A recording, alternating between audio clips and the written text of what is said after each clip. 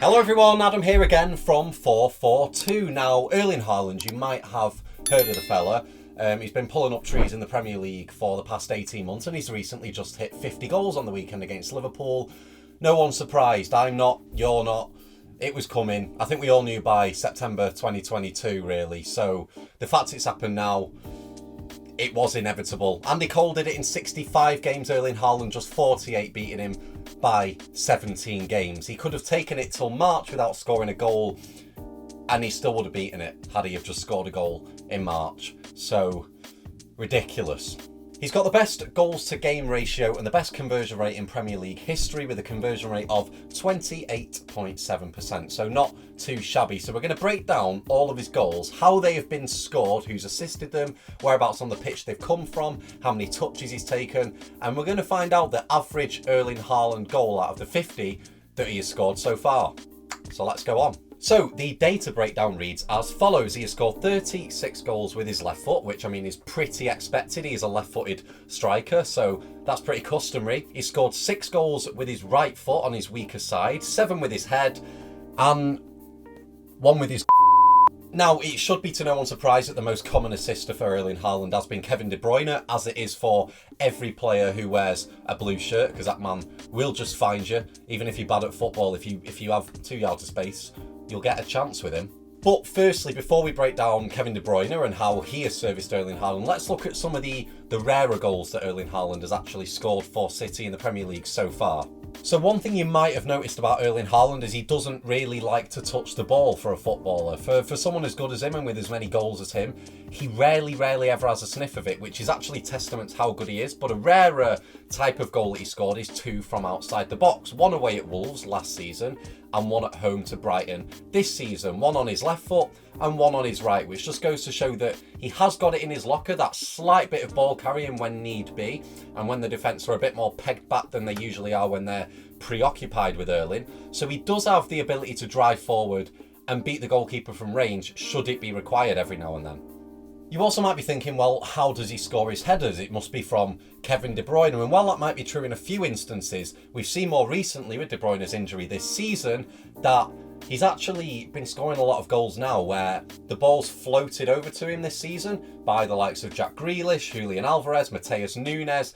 There's a lot of hang time with the ball in the air now, and what he's added to his game, which he didn't have as much of last season, is that ability to sort of have that, I guess you could say Ronaldo-esque, but certainly like an NBA basketballer type jump where he has a load of hang time, suspended in the air for seconds on end and then can power it, head it downwards into the goal. We've seen a few of them this season against the likes of Sheffield United away, which Jack Grealish assisted, and Nottingham Forest at home, which Mateus Nunes assisted. That was his first assist for the club. And of course there was the crotch goal at Stamford Bridge, which was unorthodox. Now I'm not going to really start drawing graphs to, not drawing... like analysing, I'm digging myself a hole, analysing that one because, you know, he was right place at the right time. The ball was perfect. He had to get any part of his body on it to score. They all count. We're not going to go too far into that one. Of course, as well, a larger part of his goal scoring, but not one that's particularly on the pitch and in play, has been his penalty taking, which he's pretty proficient at. He's missed 1 in the league so far at Sheffield United where he hit the foot off the post. Other than that, they've all sort of been smashed past the keeper. He's got a very sort of no-nonsense approach to his penalty-taking ability as well, so another string to his bow. Anyway, let's get into the meat of the video now, really. That, again, alright, that's not a joke about the Chelsea goal either.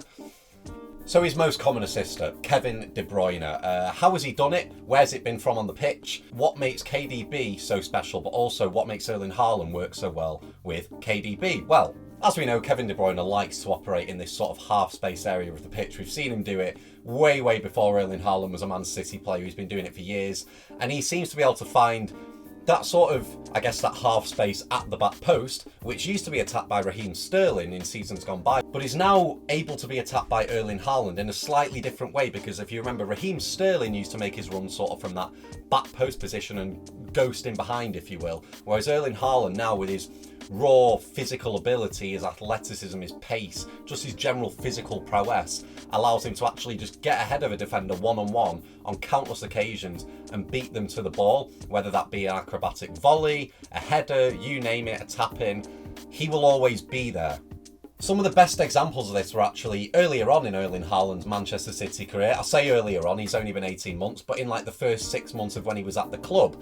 So at Aston Villa away, early on in the season last year, Kevin De Bruyne again floated cross to the back post. Erling Haaland was found there, unoccupied and ready to tap it into an empty net. Then a couple of weeks after that, they played Manchester United in that 6-3 thrashing, in which this was probably, I think, the best assist of the duo so far, really, where De Bruyne had it in that infamous half space where he occupies so often, and found Erling Haaland with a sort of a cross, you could say, but it was also sort of hybridised with a through ball, just a perfectly weighted, floated through ball in a position where both De Gea and Martinez couldn't get to the ball, and Erling Haaland was outstretched but still found the net in what seemed like a pretty simple finish for him, but it wouldn't be for any normal striker. Then also a couple months later from a similar position, De Bruyne with a textbook cross and Erling Haaland beating his man and heading it into the net. That is the position in which Erling Haaland has really bared the most fruit when partnered with Kevin De Bruyne in this team. And I think it's going to continue when De Bruyne is back from injury. Another absolutely crazy thing, considering that he's got 50 goals in the Premier League already, is how many touches he averages for each goal that he scores. So when he receives the ball, how many touches does he actually take before putting the ball in the back of the net? It's usually 1, and his average is actually 1.3 over the 50 goals that he's scored. So 1.3 average touches per goal is absolutely frightening. So why is this the case?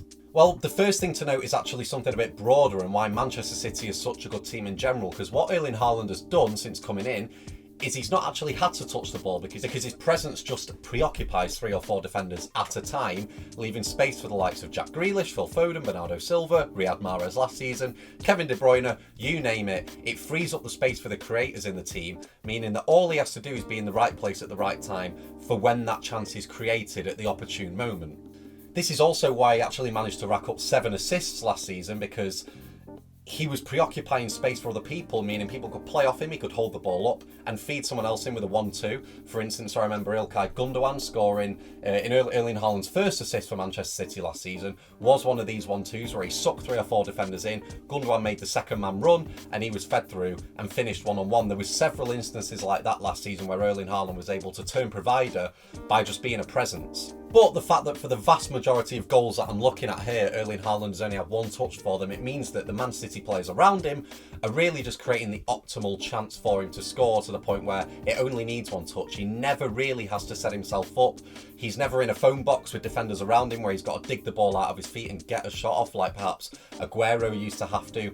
He's always just bearing down on goal. It's either a header, a finish at the back post, or a 1v1 where he might just have to take 1 touch. But even then, with the 1-on-1s, you only really actually have to look at Erling Haaland's Premier League debut at West Ham away to see this as well in full effect, because the second goal he scored in that game, he was played through by Kevin De Bruyne, and most strikers in an orthodox fashion there, especially if they're left-footed, would have perhaps taken a touch on their right to set themselves up on their left, or maybe just snatched on it on their right foot if they're not as good as Erling Haaland. But Erling Haaland, as you can sort of see here, in an almost Thierry Henry-esque manner, he opens his body up and fires it to the left-hand side of the goal. And it only required 1 touch, despite the fact that he had 4, 5, 6 seconds to really think about that finish. So it's the way Erling Haaland finishes his chances in general. He makes sure his body positioning is always right, to be on the half turn, to beat a man, to use that athleticism and power to get ahead of someone. Most of the time with City players and the goals that Haaland scored, it doesn't even have to be a pinpoint pass to him. It just simply has to be put in an area and he will get a flailing limb on it. The question this begs now he's scored 50 goals and he'll probably have scored 100 this time next year, can he improve? How does he improve? How do you make these stats even better? And I actually think there's a way that you can. Now, hear me out, because I know he is absolutely world class and this isn't necessarily a dig at him. I think he's young, and if you think about most strikers, your Luis Suarez's, Karim Benzema's, Robert Lewandowski's, Harry Kane's even, they all come into their prime, or all have come into their prime, around the age of 30, and this guy is just 23, so there is definitely things that he can improve on and add to his game. And I think it's his cross-shot finishing. Now, hear me out.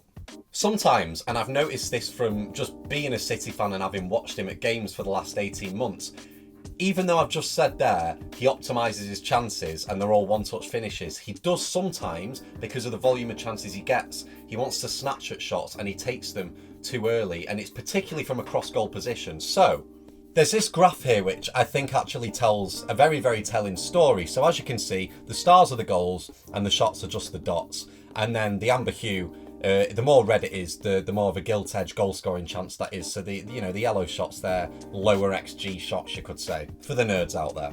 But as you can see here, he does convert far more chances from the centre of the box or from the right-hand side of the box where he's opening his body up, like I said. So the one-on-ones that he does get from the left-hand side of the box where he has to shoot a cross goal to the right-hand side of the goal, he actually converts far fewer of them, only about 50% of those chances, which is still obviously impressive, but not the same as where he converts centrally or to the left side of the goal where it's much, much more proficient. And you only actually have to look at the record-breaking 50th goal against Liverpool last weekend to realise this, because if you actually look at the finish itself and the position it's from, yes, he is from the left side of the box and he shoots a cross goal, but the shot was a bit scuffed and a little bit, I don't know, rushed wouldn't be what I'd say. He did take a touch to set himself up and he had to snatch at it because the defenders were bearing down, but he didn't get that sort of clean, assured connection that a Harry Kane perhaps would, or, you know, even like, I'm going to say it, like a Jamie Vardy. He was a very assured finisher where a lot of the time it was just rifled, roof of the net,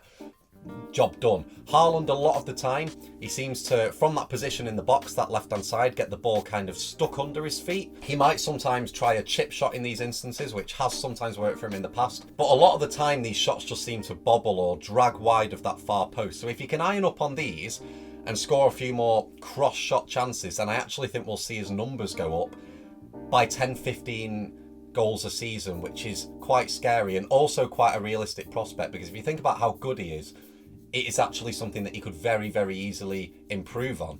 So with all that said, out of the 50 Premier League goals, what is the average Erling Haaland goal? Well, it reads as follows. A left-footed strike from an average distance of 9.64 yards away, assisted by Kevin De Bruyne via a cross from the left-hand side of the pitch. He'd average 1.3 touches to turn that chance to goal. It will be scored at the Etihad Stadium in a 3-0 home win, and the average minute that he scored on has been the 47th. So there you go, that is the average Erling Haaland goal out of his 50 so far, which is pretty impressive.